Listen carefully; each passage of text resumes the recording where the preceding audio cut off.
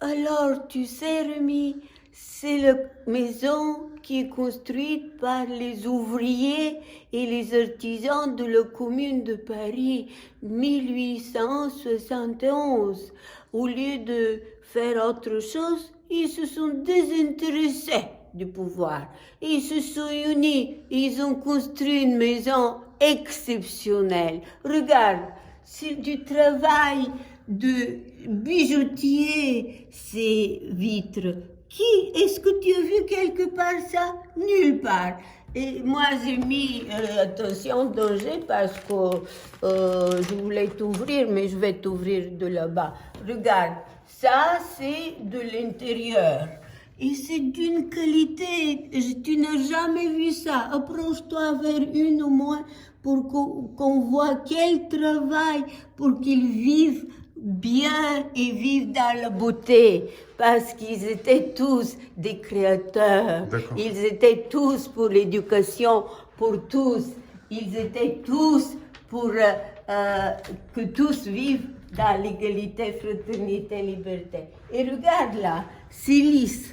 C'est lisse pour que l'eau qui tombe, et ici ça a toujours été comme une... et tu vois là, regarde en bas, filme en bas. Ça c'est une petite courette, elle est la seule où on peut faire une ascenseur, mais il va tomber dedans, parce que c'était deux maisons, regarde ça en face. C'est une ascenseur, mais c'est parce que c'était deux maisons jumeaux. Et il y avait deux frères jumeaux, ils avaient deux hôtels. Et ici, c'est un grand appartement coupé en deux, mais parce qu'ils ne vivaient pas dans de si petits espaces, les ouvriers de la commune de Paris. Et maintenant, regarde, c'est une maison, escalier en colimaçon. Et tu vois qu'il n'y a aucune nécessité de faire jusqu'au 5e étage un ascenseur. Parce qu'aujourd'hui, tu as pour les infirmes des machines qui montent plus vite et plus sûr. Tandis que là, si tu casses ça, regarde, je ne te dis pas parce que là, regarde, ça c'est comme les fleurs sur la Seine. Approche-toi pour voir. Là, tu vois, c'est un peu poussiéreux, mais tu vois, c'est des fleurs, c'est un travail de forge. Forger, regarde ici, là, si tu viens ici, regarde là. Il faut voir la qualité, parce qu'ils vivaient dans la beauté, dans la création, et c'est pas dans la guerre civile qu'on les a obligés. Et viens voir là-haut, qu'est-ce qu'il y a? La qualité regarde. C'est un jeune homme de noir. Il a trouvé que il pouvait glisser, il a enlevé la moquette. Et la moquette, telle qu'on l'a mise, elle peut durer éternellement si on la lave. Et si on la change avec la moquette chinoise, ça fait des gros trous comme à côté de la Sorbonne. Et là, ça, depuis que je suis 72, c'est du vrai bois. Et les poutres sont solides. Et les briques sont ouvertes et larges. Et ils protègent du froid, du chaud. Il fait ni chaud ni froid. Tout est bien isolé. Tu vois, c'est pas du béton. Et voilà, il vient maintenant que je te dise qu'est-ce qui se passe à l'intérieur. Là, c'est un signe et une autre signe qui s'embrasse. Comme sur la scène, ils s'embrassent. Et moi, je suis passée plusieurs fois à minuit quand je rentrais de mes montages du film d'Antoine Vitesse. Et les signes me disaient bonjour. Et j'ai même fait l'amour avec un signe un jour. regarde le côté du travail des ouvriers. Regarde, tout ça c'est des nanos. Ça c'est les fleurs qui poussent sur les marais. Ça c'est comment ça s'appelle, nanophare, les autres fleurs. Regarde, ça c'est comme un tapis avec combien d'angles, tu vois, c'est tout ça, regarde, c'est magnifique. Et viens voir maintenant, ça c'est un facement amoureux, c'est mon platane. Ça fait 50 ans que je m'occupe de lui et j'aime beaucoup les ouvriers de Paris parce qu'ils ont compris et ils n'ont pas coupé les branches comme ils voulaient les couper pour que la police voit bien les manifestants et que ça ne les gêne pas. Et regarde maintenant, qu'est-ce qu'ils ont fait? Ça c'est qui? Je ne savais pas que c'était Louise Michel, la grande révolutionnaire de la Commune de Paris, qu'on avait déporté et tout, mais je ne savais pas. Comment veux-tu? On ne nous avait jamais dit. Moi, je suis comme quelqu'un qui est d'ici, même si je suis des Bogomil et des Qatars. Attends, et regarde, qu'est-ce qu'ils ont fait? Ils ont fait un ravalement de la maison de 250 000 euros et ça, c'est 100 mètres carrés et ça a coûté 50 000 francs. Et donc là, tu vois, il y a des raisins tu filmes maintenant ça, les beaux raisins là, qui sont juteux, les plantes et tout. Là, va tout près et filme comment les beaux raisins, les étudiants de Bessarabie qui parlaient le russe, mais avec une intonation bulgare d'il y a 30 ans, ils avaient fait le beau travail. Et quand ils sont arrivés là-haut, vas-y, ils ne voulaient pas détruire la sculpture tête de Louise Michel parce qu'ils étaient plus au courant que moi qu'elle était la sculpture, la tête là. Et ils ont fait une pelote. Le syndic Brigand Cousin a mis une pelote à la place de Louise Michel. Et c'était la même chose à côté dans l'immeuble, à côté dans le appartement à côté dans le petit studio à côté. Regarde là, regarde les jolies fleurs. Regarde, filme les fleurs autour, comment ça s'appelle ça? C'est pas des fleurs, c'est Cette petite chapelle, elle est dans le palais de justice. Et quand les Bogomil ont dit qu'ils vont revenir dans 800 ans pour faire égalité, fraternité, liberté, parce qu'ils étaient riches et prospères avec leur égalité, liberté et fraternité au XIIe siècle, et on les a brûlés. Ils ont construit le palais de justice, l'hôpital et cette petite église qui est en fait une dentelle de jolies sculptures et comme une femme qui les attend pour qu'ils se retournent 800 ans. Et la commune, et là aussi, ils ont construit aussi la Sorbonne. Et personne ne sait que grâce à la Sorbonne, il y a eu depuis le XIIe siècle, ici XIIIe siècle, des grandes réunions autour de la Sorbonne et on décidait de tout ici, de la situation dans la ville de Paris. Je veux te dire que depuis que je suis ici, je sais qu'on ne peut pas faire un ascenseur parce qu'il y avait Pierre Large, un très grand architecte qui a construit des énormes bâtiments des militaires à Paris et qui habitait là au dernier étage où les deux studios sont pris par le même fou qui aime tellement l'argent qu'il veut détruire la maison parce que certainement il quitte la maison et il veut même prendre l'assurance. Bref, tellement c'est difficile de savoir qu'est-ce qu'ils font ces financiers et ces voleurs que je n'en peux plus. Et donc, ce qui se passe, c'est que ce Pierre Large a expliqué que les fondations et la maison, avec le bois, avec tout ce qu'elle représente, il ne peut pas tenir une ascenseur. L'hôtel à côté qui est resté hôtel, il a fait l'ascenseur à côté, en dehors de la construction, mais même pas appuyé sur la construction parce que c'est dangereux. Et lui, il a géré jusqu'en 2005.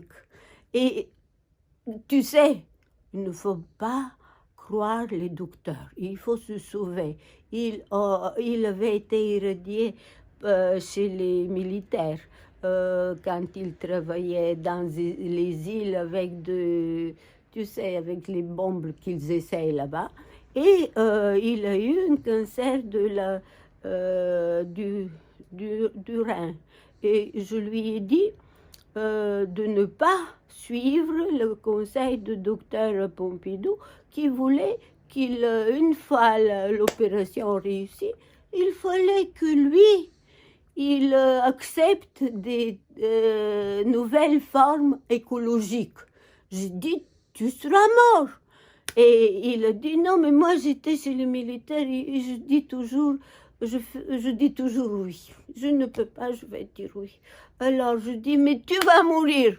Et il était tellement gentil, il s'occupait même quand je n'avais rien bouffé. Il avait une famille, des enfants là-bas, il me faisait un plat pour que je mange parce que j'étais KO avec tout ce que le peuple voulait. Je faisais les films pour le peuple et je n'avais jamais d'argent parce que je n'acceptais pas l'argent, mais les films étaient là. Et il trouvait les films qui passaient dans les salles très importants. Et donc, résultat, je lui ai dit de ne pas le faire, il l'a fait, et après l'opération, je lui ai dit, il faut de la radio très forte et de chimiothérapie, et tu seras guéri. Et on lui a donné l'écologiste, et il est mort. Résultat, il m'a laissé cette peinture. Regarde. La belle peinture parce qu'il a toujours rêvé de devenir peintre. Et moi, quand il est devenu vieux, et ça veut dire à la retraite, je l'ai poussé et il est devenu un si bon peintre qu'au palais de Luxembourg, chez là-bas les responsables, il a fait une exposition dans tout le palais de Luxembourg et dans l'exposition où ils font des expositions, comment ça s'appelle là-bas, c'est pas ceux qui sont là-bas, l'État, au Luxembourg, c'est le Sénat. Le Sénat.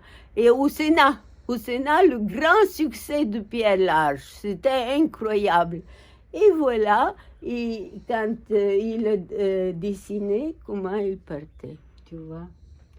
Voilà, il partait de la terre verte, il allait vers le haut, tout ce qui est le cosmos et la lune. Et comme moi, il croyait que Marx, c'est de l'eau. Et donc, quand Marx est près de la Terre, il y a tous les soulèvements, tous les révolutions, parce que parce que moi je lui avais expliqué, non, électricité qui est dans les molécules. et de Mars font un court-circuit et les peuples dans le monde entier ne supportent plus leurs conditions. Et il me fait une petite... Regarde, je suis une grenouille. Parce que quand je dis quelque chose, ça arrive toujours. Je suis la grenouille qui dit la vérité toujours. Et depuis 2005, imagine-toi, je m'occupe de mon immeuble pour qu'il ne soit pas détruit. En bas, il y a un terrible monsieur Slamka, peut-être petite paille, qui, depuis cette époque, vole... boit mon argent comme avec une petite paille. Et il est l'ex-cinéma Boulmiche où je veux faire un centre culturel, comme vous savez tous, et il faut le défendre parce qu'il n'y a plus de cinéma. Et donc là, je voulais te montrer que tellement il n'y a plus de cinéma, il n'y a plus d'ouvriers. Et moi, je vais faire, tu sais, j'ai des centaines de mille de 400 DVD et autres parce que je pensais qu'il y a des gens qui peuvent s'intéresser aux ouvriers et tout. Rien du tout. On n'aime pas les ouvriers. Alors, il faut beaucoup de métiers, des trouvailles et de la force à Alfonso, Castro et les autres ouvriers pour démanteler les restes du dernier cinéma sur le boulevard Saint-Michel à Paris, puisque les magasins de vêtements ont gagné la guerre face à la culture. Et je l'écris le 26, je fais le film le 26 janvier 2011. Donc, déjà, le cinéma était fermé, tout le cinéma appartient aux Américains. Je ne peux pas finir mes films avec... parce que je dois finir des films avec des supports chimiques. J'ai 8 films et c'est terrible. Mais je te dis, maintenant, ce qui compte, c'est ce que Marx dit. Regarde ce qu'il a dit. Regarde, c'est simple. Alors, moi qui milite pour qu'on fasse les coopératives, donc Marx et Engels disent en 1864, toute l'Angleterre était couverte de communes et il n'y avait pas de patrons. Et donc là, tu as... qu'est-ce qu'ils disent ils disent ça. Alors, ils ont montré qu'il n'était pas nécessaire pour le succès de la production que l'instrument du travail fut monopolisé et servi l'instrument de domination et extorsion contre le travailleur lui-même. Elles ont montré, tous ces coopératives, que comme le travail esclave, comme le travail serf, le travail salarié d'aujourd'hui, en fait, n'était qu'une forme transitoire et inférieure, destinée à disparaître devant le travail associé, exécuté avec entrain, dans la joie et le bon vouloir. Donc, nous devons arrêter alors, la nationalisation est contre les coopératives. Le pouvoir et le partage à tous, les coopératives doivent organiser la suppression des virus et la Troisième Guerre mondiale virale. C'est ce que je dis. Alors moi, n'attendons plus, chers amis et camarades, regardez mes films sur YouTube, etc. Non, mais tu sais quoi? Moi, j'ai un virus énorme, grand comme ça. C'est l'argent. Et il veut me bouffer le monde entier. Ah, non, je ne veux pas. Et donc, il faut, pour se sauver de ce virus, il faut faire égalité, fraternité, liberté. Mais petit, il faut faire les coopératives. Et dans le monde entier, c'est beaucoup plus simple que de faire la guerre civile. Et là, ce que j'entends, ils ne veulent pas reconnaître même que la commune de Paris a existé, les riches de Paris. Mais qu'est-ce qu'ils vont faire avec cet argent qu'ils ont? Que des spéculateurs et que des... je ne sais pas quoi, sur Internet, et surtout, moi, je n'ai pas tout ça, mais je suis terrifiée. Ils veulent faire la guerre civile, et ça, c'est pas, le sang ne doit pas couler, parce qu'ils sont pires que les misérables que décrit quand Victor Hugo parle des misérables. Aujourd'hui, les nouveaux misérables sont tous ces riches qui ne se rendent pas compte qu'ils sont condamnés comme tous les autres, parce que le virus, c'est lui qui le soutient, l'argent. On ne peut pas, il faut le supprimer. Il faut comprenez-moi, mes petits chéris, il faut supprimer ce énorme virus qui tue tout le monde. Et il faut partout faire les beaux coopératives, parce que il y aura toujours une Adolphe Thiers et qui a tué 17 000 communards et qui a déporté tellement de monde. Et pourquoi? Oh là là, j'espère que personne n'appelle son enfant Adolphe. J'ai tellement peur. Et donc, tu vois, et mon père et ma mère, et mon père et ma grand-mère, regarde, il a un an, 7 mois.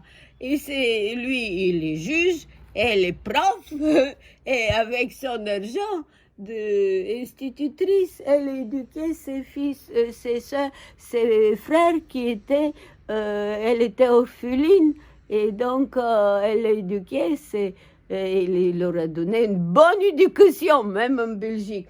Chez nous, l'éducation, c'est secret. Donc, maintenant, faisons comme je vous dis, et comme nous sommes obligés de faire.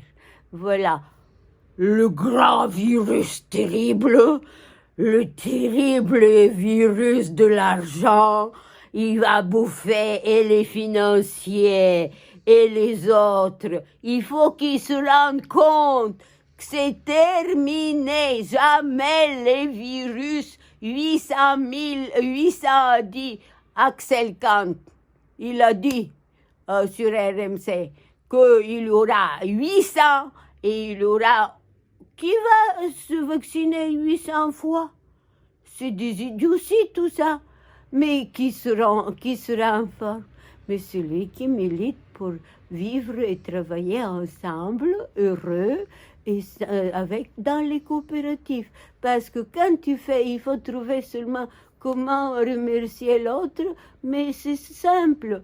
Moi, je suis d'origine paysanne, mon arrière-arrière-grand-mère, comme tu sais, je l'ai déjà dit, elle était dans les champs et elle travaillait la vigne, elle était institutrice. Et quand on l'a jetée pour mourir avec de la peste, qu'est-ce qui lui est arrivé?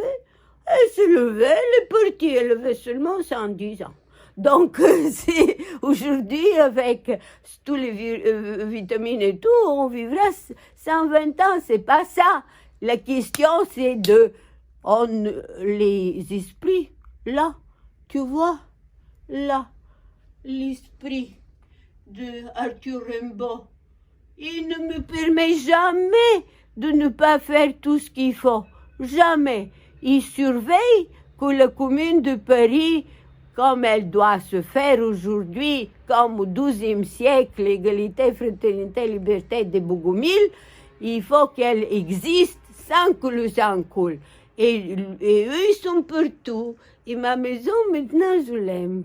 Je vais jeter KO, mais maintenant, c'est décidé. Nous allons réussir notre bel centre culturel où il n'y aura pas de sang qui coule. Merci Maria.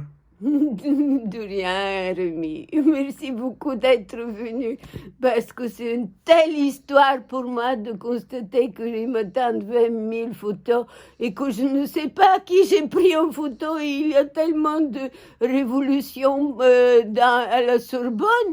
Et maintenant, je rencontre une de la Sorbonne et je commence à lui expliquer Marx et il dit « Ah, mais Marx, il est communiste, je ne suis pas communiste. » Ah, j'ai dit, depuis quand il est communiste? Le premier chrétien est le premier communiste. Il n'y a pas de différence. Et là, ah, mais alors, imagine-toi leur culture. Alors, je l'ai supplié de comprendre, et je l'ai expliqué, et je ne peux pas faire des grands discours et faire des conférences. C'est pas possible. Donc, s'il te plaît, coupe cette partie-là et mets-la pour l'éducation de la jeunesse parce que ce n'est pas une question de dire qui est quoi, c'est de faire les coopératives et après les coopératives, ceux qui sont les meilleurs vont faire la réussite de nous tous. Voilà.